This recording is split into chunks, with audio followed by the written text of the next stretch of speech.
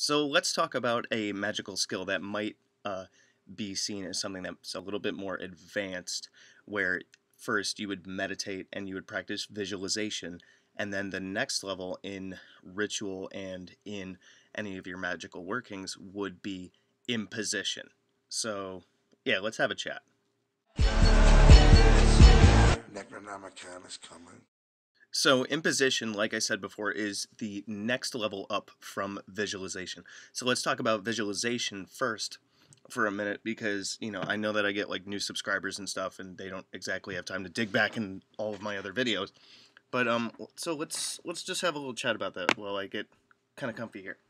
So, visualization is our ability to see things with our mind's eye when we have our eyes closed, and when we are in meditation. It helps with astral projection. It helps with journeying. It helps with just meditation in general, being able to see things. It helps us with our spell work, being able to see the goal that we want so we can manifest that here in the physical. And there's plenty of exercises for that. Like to begin with visualization, there's things like drawing a design, a simplistic design on a piece of paper and staring at it, and then closing your eyes and trying to see the same thing in front of you, or staring at a candlelight and doing the same thing, closing your eyes and seeing it in front of you. And for those of us that daydream, visualization comes extremely easy. Well, for me anyway, because I spent years daydreaming on the bus. Being an introvert kind of helped with that. Visualization's more fun than talking to people at some points. And so once you are able to close your eyes and picture a scene, or picture anything, like when we close our eyes and we think about, a person that's important to us, or something that we, like an object that we always have on us. Like, how many people can close your eyes and see what your wallet looks like? Things like that. Once you build that skill, being able to see the different goals that you want and things, this imposition really works well with energy work and being able to cast circles and things like that. So like the beginner level of casting a circle, is using like flour or salt, which actually is described in the Necronomicon as having to use flour or salt, and they put that in there because that's a more basic level skill. And it is possible to cast circles with energy.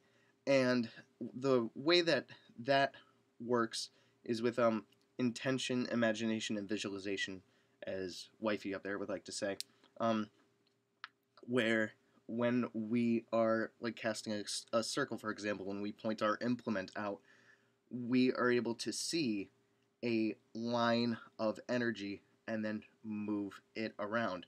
Or even if we are doing something like charging an object, when you are looking at it, as you are charging it with your intent and your energy, through a magical implement or your hands, you can kind of see it light up a bit, or maybe you see it shine with a certain color.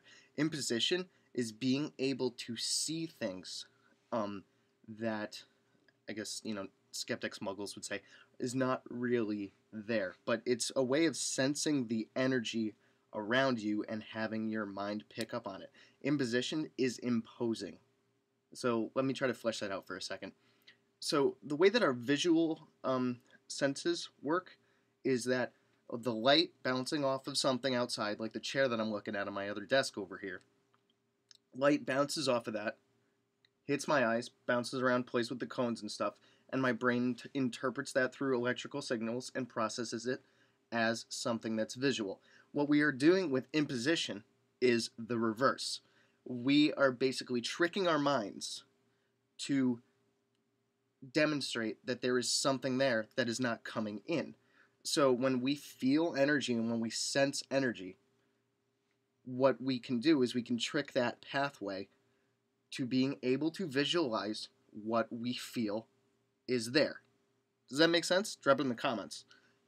So when I'm casting circles, for example, when I use like a wand or whatever other implement, or even my hands, fingers, stuff, I focus on a certain point and I can see it light up with a certain color. And then as I move, I can see a trail of color. And imposition, for those that have practiced it for years, things can look absolutely solid as a real thing that's right there, as solid as a true material thing that's right in front of you. For others, it can kind of be something that's like, you almost see it with your mind's eye, but you don't see it with your eyes, and it kind of flickers in and out when you blink, or even in your peripherals. And the more that we practice this, and the more that we trust ourselves with what we are doing, then the more solid it is going to be. Remember, belief fuels a lot of magical practitioners' techniques and skills. What do you want? Chirping down there? Why don't you come up here? Got Pixie running around on my feet. So I'm trying to think of any other things that I can give about imposition, but it really is being able to interpret the energy that you feel in a visual manner outside of yourself. So when we are working with our watcher, for example, we are sensing that through our sixth senses, if not seventh, eighth, ninth, whatever, because we actually have more than five. There's the sense of balance, the sense of proprioception, the sense of time. All of those are considered extra senses in nowadays research. So I don't know what you would call like psychic vision, what number you would give that, but we are enhancing our psychic vision. And remember, the mechanic is the opposite of our regular vision. Our regular vision comes in from the outside. Imposition comes out from the inside. And then it kind of bounces back as we process it. And we're like, oh, yeah, I acknowledge that that thing is there.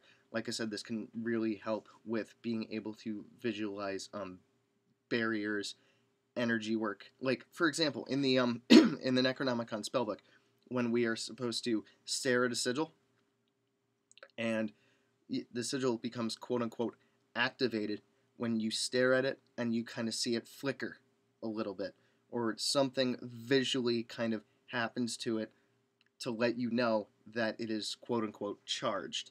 And that in itself is a bit of imposition, because that is your brain and your energy telling you that it's charged through that feedback loop of your brain imposing that energetic vision, and your eyeballs picking it back up. So does that make sense, guys? Let me know in the comments. I might make a second video on this one if I could figure out how to flesh it out a little bit more.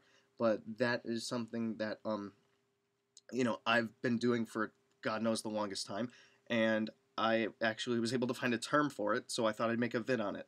So let me know what you think, and good hunting.